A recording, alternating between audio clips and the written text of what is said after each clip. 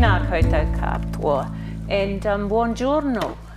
It's just wonderful to be here and to feel us back into that wonderful space which is Assisi. And for those of you who haven't had the pleasure of being in Assisi, this first session is really just an opportunity to draw you into the place, the physical place, but also into the sort of spiritual place that Francis and Clare inhabited, and that still exists today, 800 years later. So I'm going to take you on a little journey. There are quite a few slides, and at times I'll stop and just give you a prompt maybe to think about what this slide might open up for you. And for some people it will open up memories because they've been there, but it will also connect into other aspects of your life, what happened, what might be happening to you now. So this morning today we are walking in the footsteps of Francis and Clare. And what's really important to remember is that when we walk in the footsteps of Francis and Clare, we are always walking in the footsteps of Christ. So this day is more about Jesus, if you like, than it actually is about Francis and Clare, because they are always leading us, drawing us with them to Francis and Clare. But I want to start by taking this idea of entering into and moving out of places. So we are always going somewhere, and when we're going somewhere, we are leaving somewhere. And some of you will have images of going at times, and some of you will have images of arriving. So I just want to start with these wonderful feet, which are from the Caravaggio, the larger Caravaggio painting, which is in Rome. It's called the Madonna of the Pilgrims. And what's special about this part of the image is that there is a wonderful, humble pilgrim man who is kneeling before the Madonna with this beautiful Christ child. And what Caravaggio has done has captured the earth on his feet. And so this is the spirit that I'd like us all to be in today, as we listen, as we reflect, as we pray, as we worship, as we sing, as we spend time together, and as we spend time with ourselves.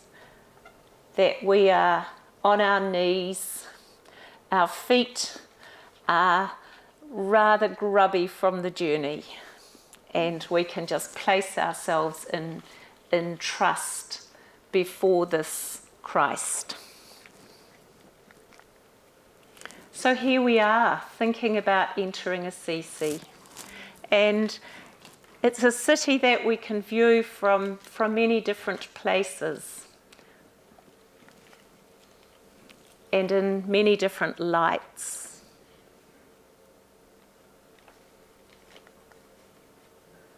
And we can start to walk the road towards the city and think about, what does it mean to enter Assisi? What does it physically mean to enter, but what does it also mean to enter in our imaginations? So you might be thinking, what will I find in Assisi today? What will it be like? What will be there that speaks to me? And as the images unfold, I'd really encourage you to think about what speaks to you. There might be some that particularly are important to you. So we want to enter into this place.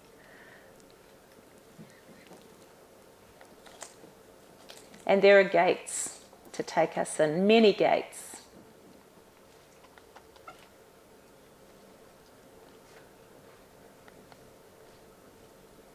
And many people going through those gates.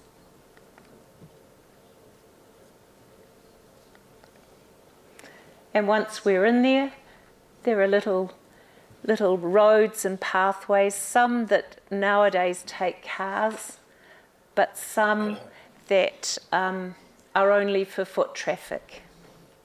And there are ways of going up and ways of going down. And always beyond there is a vista, or there's something just around the corner. Or you can't see what's around the corner and you're wanting to get to the spot where you can see a bit further.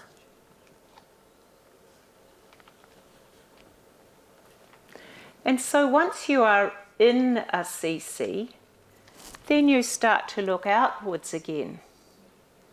So from inside the city, you start to see where you have come from. So as we enter into this Assisi day, we think about, where have we come from? What are we bringing with us? What are we still thinking about and remembering? Down into the Spoleto Valley.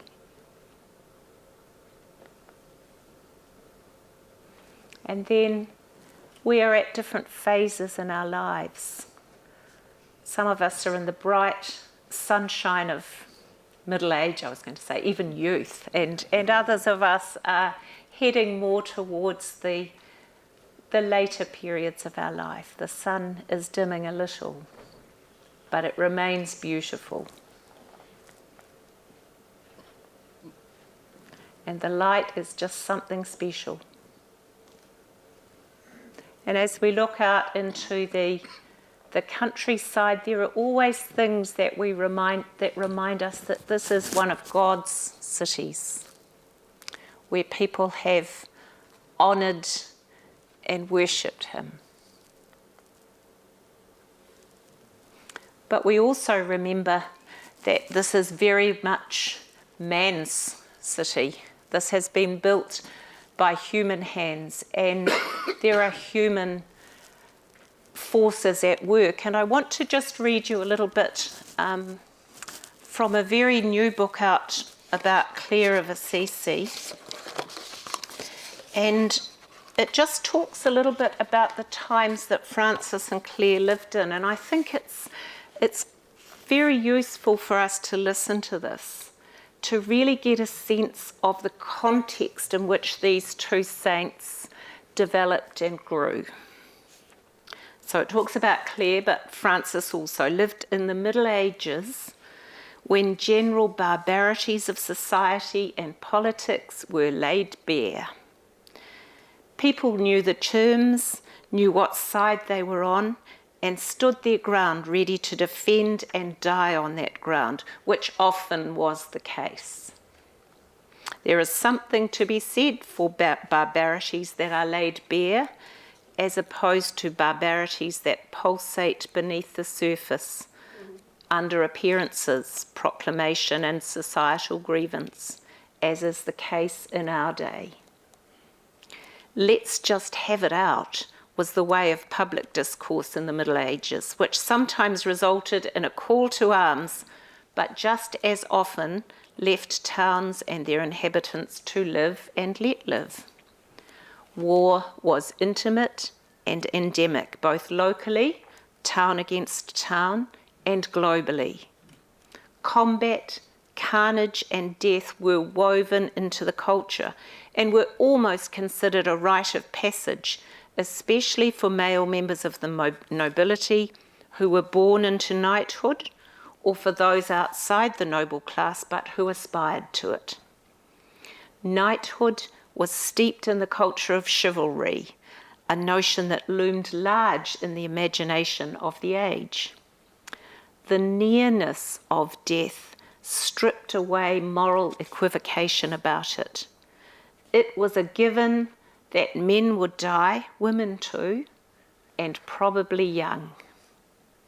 To die in principled combat conferred honour on their lives and glory upon their deaths.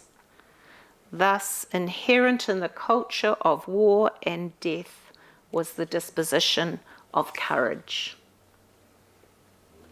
So that is the kind of world that Francis and Clare were born into. Very different than what we experience here in Aotearoa, New Zealand. But also, as we enter the township of Assisi, we need to remember that we're entering a place of miracles. A miracle that in this very small town, at around the same time, 2 young people burst onto the scene, and actually, because there were 2 of them, because they were both there, ignited a flame that is still burning 800 plus years later. That's the first miracle, that Francis and Clare were there together. So you'll see the imposing Rocca Maggiore at the top there. So the time that Francis and Clare were born into was a time of great political turmoil within Assisi itself, as the middle classes rose and began to flex their muscles and want a little bit more power and control over their lives. Between towns, particularly between the town of Assisi and the nearby town of Perugia, where there was ongoing strife and skirmishes. And then on a larger level, between those who supported the papacy and those who supported the Holy Roman Empire.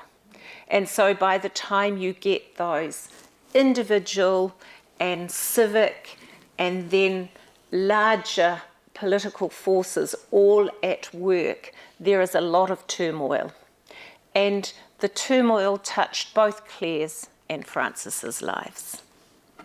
So the Rocca Maggiore was the sign of the Holy Roman Emperor, and Francis was involved in skirmishes in the early 13th century where the townspeople went up, destroyed the fort and used the rocks from the fort to actually strengthen and enlarge the town walls. So that was a very strong statement of, we are no longer wanting to be under the power of the Holy Roman Empire. But of course, once you're in Assisi, there are always also places to move out of it. So wherever you go, you can move in and out of that space. And this gate is the gate of San Giacomo, St. James. And this is the gate that the young Francis would have stood at to wait for his father to return from France. His father was a cloth merchant and often went to France on buying trips. And in fact, he was in France when Francis was born. And Francis's mother named him Giovanni. And when his father came home, he said, no, he's not Giovanni, he's Francesco, because of his association with France. So it is through this particular gate that his father would have come home, and Francis with his friends would have played around there, and he would have known about his father returning. And so this gate was special for him as a child, and it became special for him later in life. Francis, as I said, was of the middle classes, and he aspired to be a knight. And he got caught up in the conflict between Assisi and Perugia. He went off with great dreams of coming home covered in glory. In fact, he was captured. Many of his friends were killed in that skirmish, and he languished for a year in a prison in Perugia until his father ransomed him. It's understood that he had a horse, so when he was captured, the Perugians, instead of killing him, thought, no, he's worth a bit. He's worth a bit, he's got a horse, so we'll keep him and someone will pay money to get him out. And he had to wait a whole year for that to happen. And that was the source of some of his later problems in terms of his relationship with his father.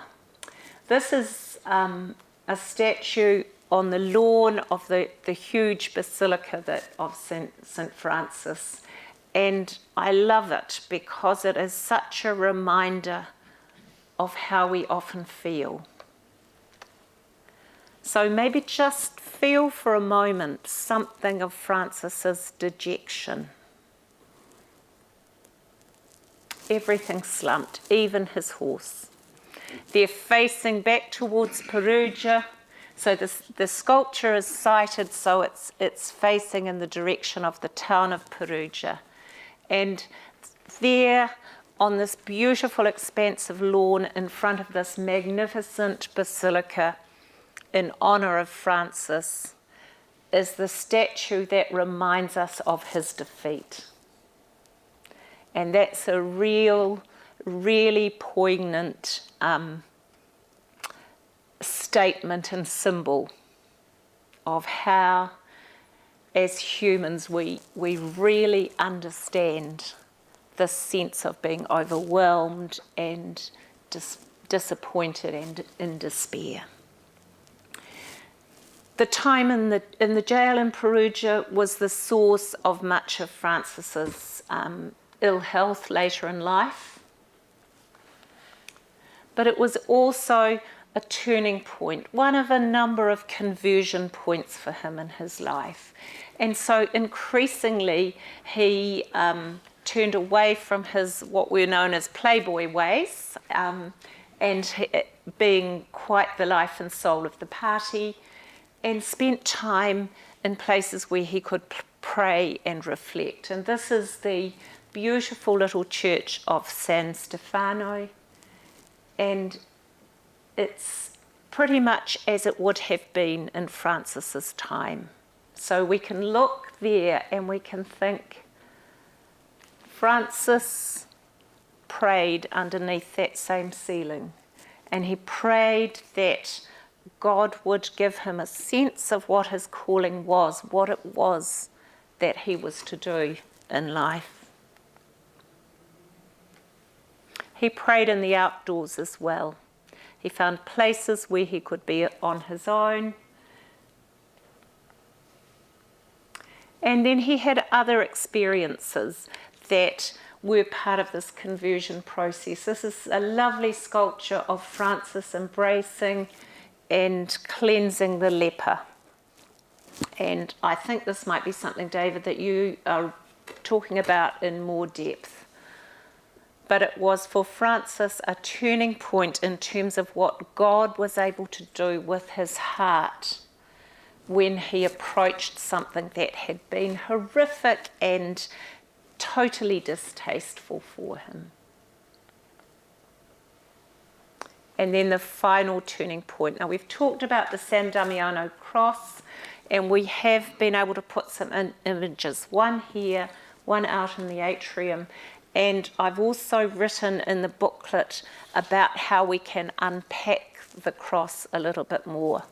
This was in the falling down church of San Damiano, just outside the city walls. Francis was in there praying, and it was a place where he loved to pray.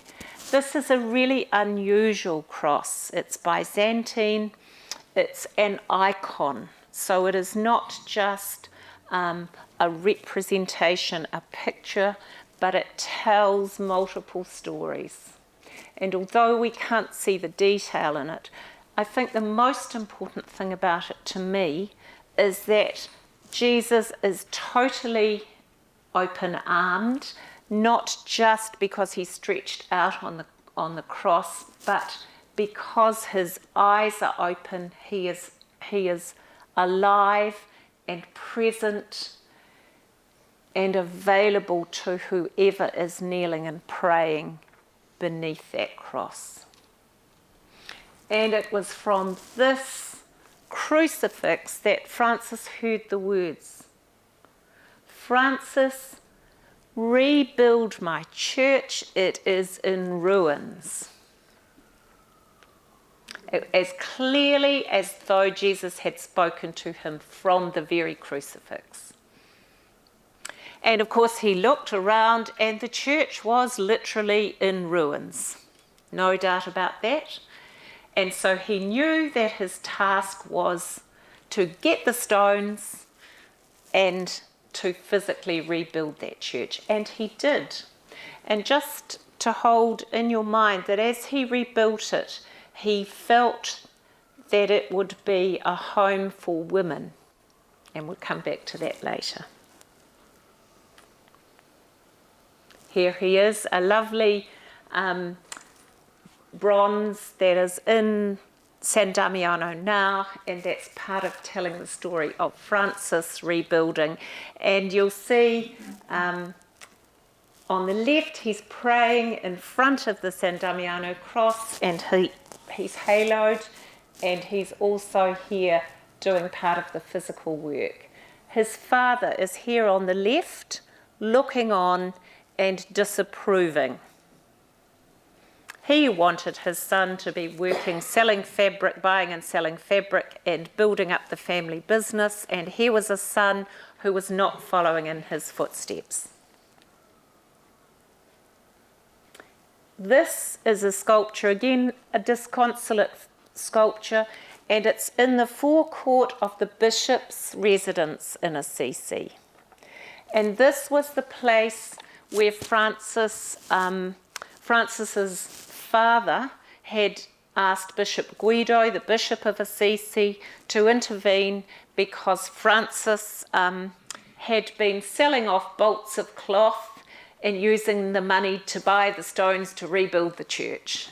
And his father saw that as being theft, which in a sense it was, and wanted the bishop to sort him out.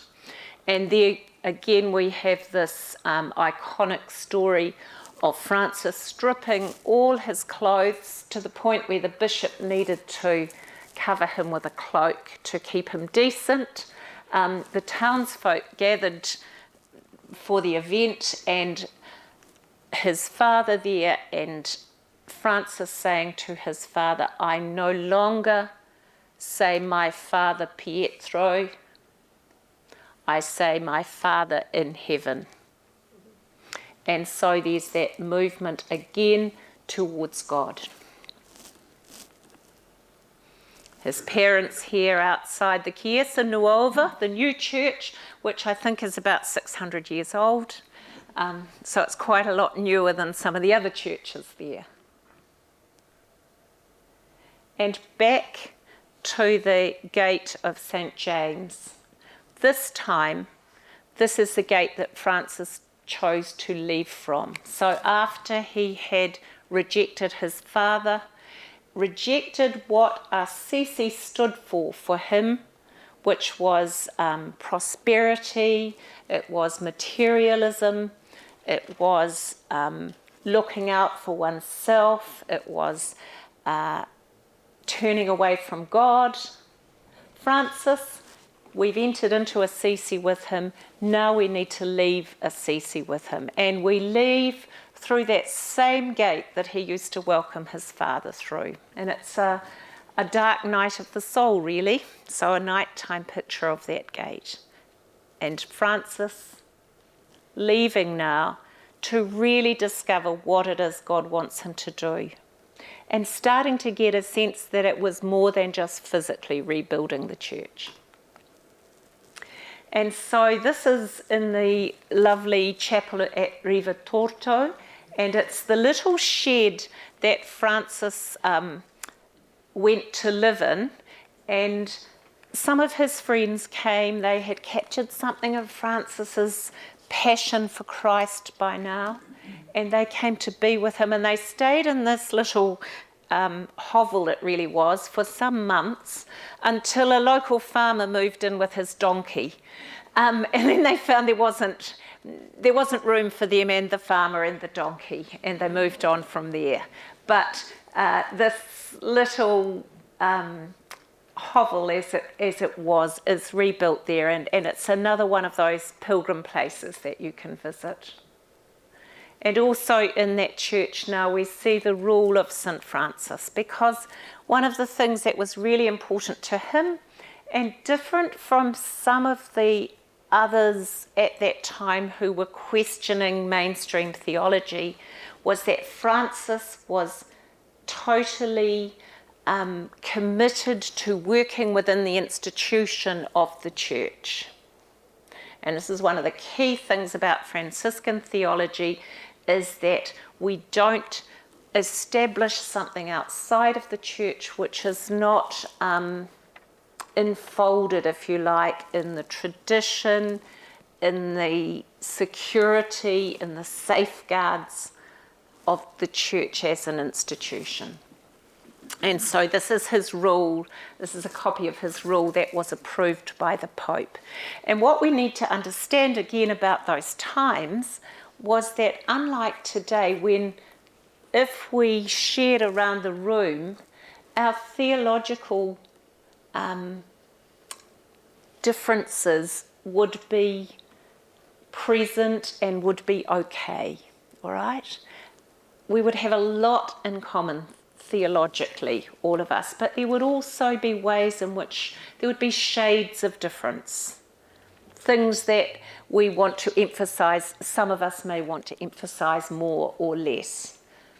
But in those days, the church was the determinant of what you believed and how you believed it. And so if you were building something new, you needed to build it with the agreement, with the approval, with the approval of the authority. And of course, the big authority at that time was the Pope. And anything that tried to grow outside of that papal institution was heresy. And we don't need to look too deeply into the history books to know what happens when you're a heretic. That's not usually a very comfortable ending. And history might show that you have been dealt with unjustly, but certainly at the time there wasn't a lot of time to be able to argue your case. So Francis remained within the church, but he continued to head into the hills, so out of Assisi to create sanctuaries. And this is the carceri, the sanctuary above Assisi, which is still a really important pilgrimage site. And always places to pray, places to be with God, to come close to God. And another aspect of Francis as he grew, as he followed the gospel as closely as he could, was this idea that all people were his brothers, whatever their beliefs. And this is a modern sculpture that represents that. You have around the cosmos, the world, the universe surrounding, the symbols of the major faiths. And there was joy for Francis through his sickness, through disappointments, through struggles. This is the Dancing Francis sculpture. And one of the things about entering those gates of Assisi is that wherever you go, there are symbols to hook into. As he came towards the end of his life, where he wrote the Canticle of the Creatures, which you have in your booklets and which we will use at various times during the day. You see the various symbols there, the sun, the moon, fire, stars, flowers, fish. This is in San Damiano. And as he came towards the end of his life and was brought back to Assisi through the town and then finally down onto the plains where he had worked and ministered, having left the city, being carried and looking back up to the city and blessing it. And surely it is a blessed city. And on his death, the building of this amazing basilica down to the right. And interestingly, on a place that was the place where they threw the bodies of the poor, people who had nobody who wanted to bury them. It was called the Hill of Hell. And that was where Francis's basilica was built. And there are whole stories around the politics of that and how Francis himself might have viewed such a building built in his name when he was there for serving the poor. However, there is much of beauty there, and there is much that it gives to people and has over the centuries. So we can approach it from many different angles. Beautiful at night. And this very famous fresco by Cimabue, the humble, small Francis. And the lower crypt where he's buried. And really significant that the focus of the crypt is not on the tomb of Francis. I'll see if I can do that, which is right up the back. The focus of the crypt is on the altar. So in his burial place, the focus always remains on Jesus, not on him. And so nowadays, there in Assisi, we have all sorts of people in all sorts of wonderful habits. This was an absolutely delightful American friar. Continued care for creation. John and I were there last September when, which is the month of care for creation, and an ecumenical service which we were able to be involved in. Bishop Domenico in the middle, who's the current Bishop of Assisi, a wonderfully open, warm man, and a representative of the Orthodox Church on the left. And another symbol of the inclusiveness of Franciscan worship, the service that we held was in the grounds of a huge care facility for people with intellectual disabilities, and the planting of trees. And this is one of the helpers from the school and one of the young men together planting the tree. And it's also a place for refugees. It has always been a city that welcomes people. Madani and his wife are from Eritrea. And what I wanted this picture for is that their new baby, who they have named Chiara, their little girl called Chiara, after St. Clare.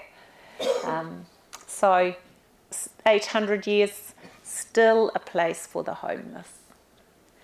And those of you who are interested in Franciscan books, some of you may have read books by Father Murray Bodo from the States. Well, that is Murray Bodo, and we had the pleasure to meet him and sit in the comune with him and have a cappuccino. So still learning and hospitality and the sharing of stories. A joyful place. And a reflective place. A modern day sculptor who has created these amazing tile crosses where it's not superimposed, but embedded into the symbol of the cross is actually the body of Christ. And just John standing by it so that you can get a sense of the size of this sculpture. And I think, John, you might be wearing your cross, your little cross today. A small version, yeah. And we go back because Claire's for later on.